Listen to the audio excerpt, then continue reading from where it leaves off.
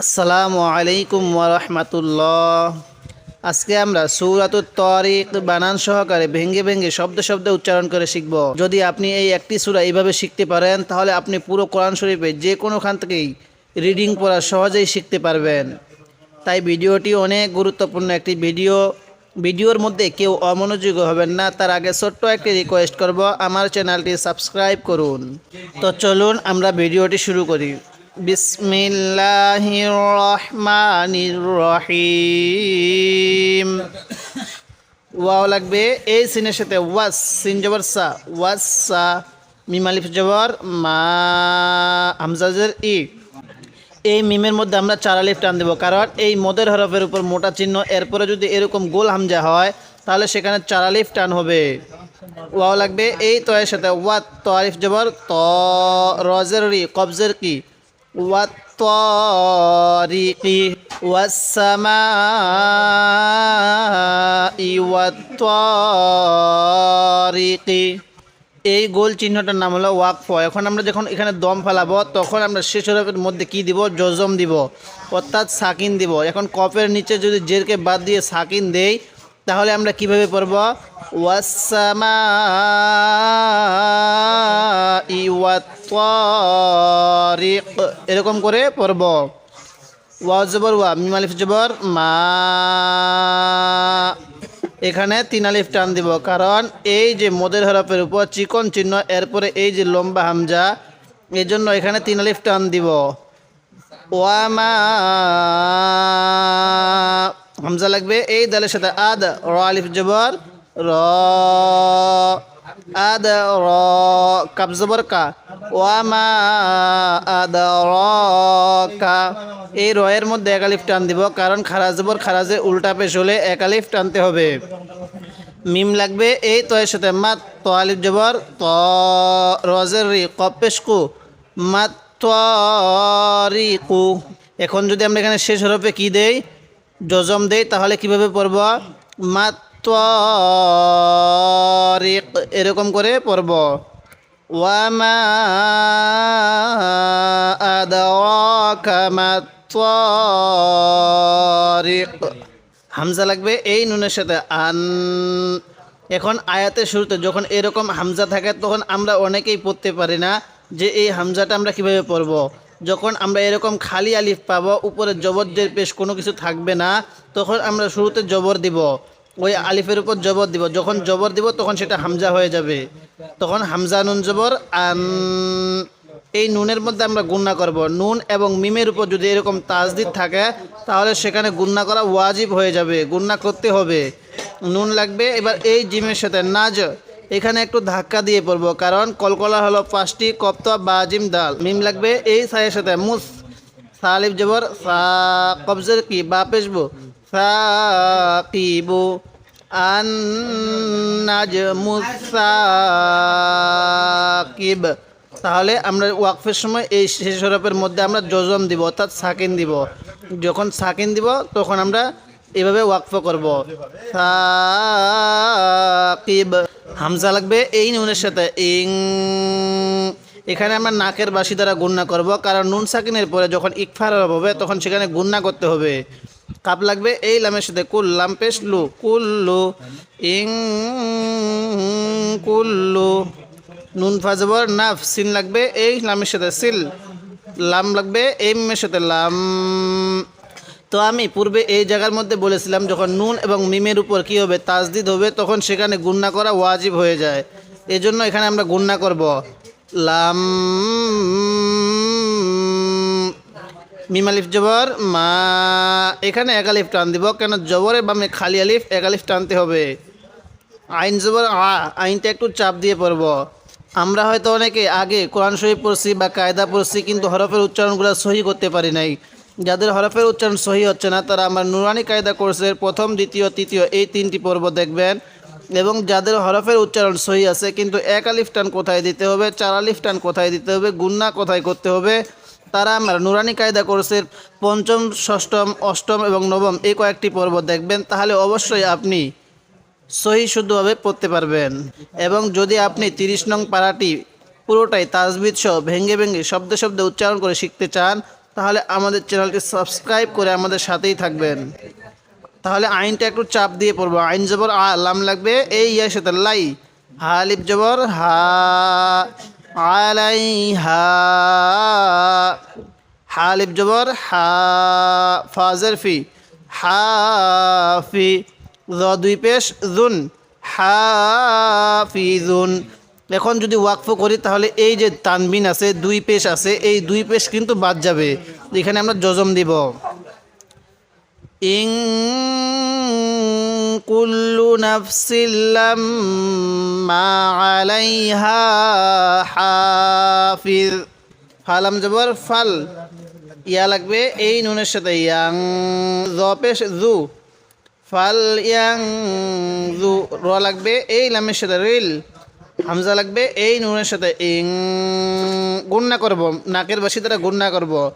Scene আলিফ জবর সা, নুন পেশ নু, ইং সানু, মিম লাগবে এই মিমের সাথে মিম। তো এখানে গুন্না করব কেন, এবার আপনারা বলবেন এখানে গুন্না করব কেন। হ্যাঁ, আমি পূর্বে যে নিয়মটা বলছিলাম মিম এবং নুনের উপর তাসদিদ হলে সেখানে গুন্না করা ওয়াজিব। তো এখানে মিমের উপর তাসদিদ, এজন্য গুন্না করতে হবে। মিম, মিম জবর মা, মিম মা, খ পেশ খু, লাম জের লি, কফ জবর ক, খুলি ক। এখন যদি আমরা এই শেষ হরফের মধ্যে সাকিন দিই অর্থাৎ জজম দিই ওয়াকফের নিয়মে, তাহলে কেমনে পড়ব, খুলি এরকম করে পড়ব। ফালয়ানজুরিল ইনসানু মিম্মা খুলিক, খ পেশ খু, লাম জের লি, কফ জবর ক, খুলিক।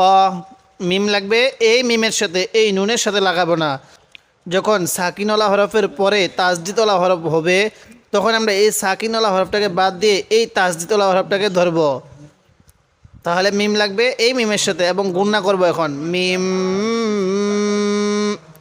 মিম আলিফ জবর মা, হামজা দুই জের ইং, এই মিমের মধ্যে চার আলিফ টান হবে, কারণ এই মোটা চিহ্নের পরে যখন এরকম গোল হামজা হবে তখন সেখানে চার আলিফ টান হবে। দাল আলিফ জবর দা, ফাজের ফি, কফ দুই জের কিন, দা ফি কিন। এখন আমরা যখন এখানে ওয়াকফ করব, দম ফালাব, তখন আমরা শেষে এই দুই জের কিন্তু বাদ দিয়ে দিব, কারণ আমি বলছিলাম শেষ হরফে কী দিব, জজম দিব বা সাকিন দিব। তো আমরা এখন যখন এখানে জজম দিব তখন কেমনে পড়ব, দা ফি খুলিক মিম মাইন দাফিক, ইয়া খজবর ইয়াখ, র পেশ রু, জিম পেশ জু, ইয়াখ রুজু। অনেক আয়াতের শুরুতে হরফের উপর এরকম তাসদিদ থাকে, যখন এরকম তাসদিদ পাবো ওই তাসদিদটা আমরা বাদ দিয়ে দিব। যদি পূর্বের আয়াতের সাথে মিলাই পড়ি তাহলে মিলাই পড়ে চলে যাব, আর যদি পূর্বের আয়াতের মধ্যে ওয়াকফ করি তাহলে এই তাসদিদটাকে বাদ দিব। ইয়া লাগবে এই খয়ের সাথে ইয়াখ, র পেশ রু, জিম পেশ জু, ইয়াখ রুজু। মিম লাগবে এই মিম সাকিনের সাথে, এই নুন সাকিনের সাথে লাগবে না। যখন নুন সাকিনের পরে এরকম মিম আসবে তখন এই মিমকে এই মিমের সাথে লাগিয়ে দিব এবং গুণনা করব, কারণ মিম সাকিনের পরে বা আসলে গুণনা করতে হবে। মিম, তাহলে মিম লাগবে এই মিমের সাথে মিম,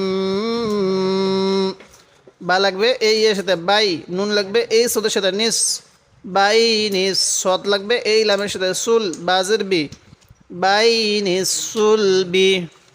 ওয়াও লাগবে এই তার সাথে ওয়াত, তাজবর তা, ওয়াত তা। র আলিফ জবর র, হামজাজের ই, র ই। এই রয়ের মধ্যে চার আলিফ টান দিব, কারণ এই মোটা চিহ্নের পরে এই যখন গোল হামজা পাবো তখন চার আলিফ টান দিব। বাজের বি, ওয়াত্তার ইবি। তো এই চিহ্নটার নাম এখন ওয়াকফ। এখন আমরা যখন ওয়াকফ করব তখন কি করব, আমি পূর্বে যে নিয়মটা বলছিলাম, তো বলুন তো এখানে কি করতে হবে। হ্যাঁ, আমরা এখানে জজম দিয়ে দিব। যখন জজম দিব তখন ওয়াত্তার ইব এরকম করে পড়ব। ইয়াখরুজু মিন বাইনিস সুলবি ওয়াত্তারাইব। হামজা লাগবে এই নুনের সাথে ইন, নুন জবর না, ইন না, হাউলটা পেশ হু, ইন না হু, এক আলিফ টান দিব, কারণ খারা জবর খারাজে উল্টা পেশ হলে এক আলিফ টানতে হবে। আইন জবর আ, লামিয়া খারা জবর লা, আলা। র লাগবে এই জিমের সাথে, রাজ আইন জার ই, হা খারাজের হি, রাজ ই হি। এখানে খারাজের এই চিহ্নটার নাম হলো খারাজের, এই জন্য এক আলিফ টান দিব। ইন্নাহু আলা রাজিহি, লাম জবর লা, কফ আলিফ জবর ক, দাল জের দি, ক দুই পেশ রুন, লা কাদিরুন। ইন্নাহু আলা রাজিহি লাকাদির। ইয়াও জবর ইয়াও, মিম জবর মা, ইয়াও মা, তা বাবে তুব, লাম লাগবে এই সিনের সাথে লাস, সিন জবর সা, র আলিফ জবর র, হামজা জের ই, র পেশ রু, সার ইরু। এখন যখন ওয়াকফ করব তাহলে কিভাবে পড়ব? সার ইর, ইয়াউমা তুবলাস সারাইর। ফা জবর ফা, মিম আলিফ জবর মা, লাম জবর লা, হা উল্টা পেশ হু, ফামালাহু। মিম নুন জের মিং, এখানে গুণনা করবো কারণ নুন সাকিনের পরে এই যে ইকফা হরফ, এই জন্য গুণনা করতে হবে। কফ ওয়াও পেশ কু, ওয়া জবর ওয়া, কু ওয়া, তা লাগবে এই ওয়াওয়ের সাথে তিউ, কুয়াতিউ, ওয়াও জবর ওয়া, কুয়াতিউ ওয়া, লাম আলিফ জবর লা, এখানে এক আলিফ টান দিব। নুন আলিফ জবর না, এক আলিফ টান দিব। সদ জে সি, র দুই জে রিন, না সিরিন। এখন যখন এখানে ওয়াকফ করব তখন ওয়াকফের শেষে আমি যেই নিয়মটা বলছিলাম যে শেষে হরফে কি করব? জজম দিব। এখন এখানে জজম দিলে নাসির, ফামালাহু মিন কুওয়াতি ওয়ালা নাসির। যারা 30 নং পারাটি ভেঙ্গে ভেঙ্গে শব্দে শব্দে তাজবিদ সহ উচ্চারণ করে শিখতে চান তারা আমার পর্বগুলো নিয়মিত দেখবেন এবং আমাদের চ্যানেলটি সাবস্ক্রাইব করে পাশে থাকবেন।